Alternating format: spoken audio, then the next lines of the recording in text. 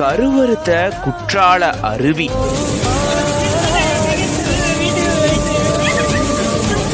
தலையில அடிச்சு கதறிய உறவினர்கள். காண்போர கலங்க வைக்கக்கூடிய வீடியோ.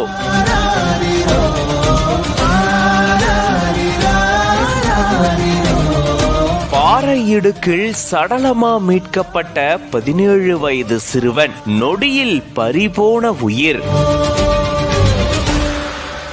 தென்காசி மாவட்டம் குற்றாலம் பழைய குற்றால அருவியில திடீர் வெள்ளப்பெருக்கு ஏற்பட்டு 17 வயது சிறுவன் ஒருத்தர் உயிரிழந்த சம்பவம் பெரும் அதிர்ச்சியும் சோகத்தையும் ஏற்படுத்தியிருக்கு.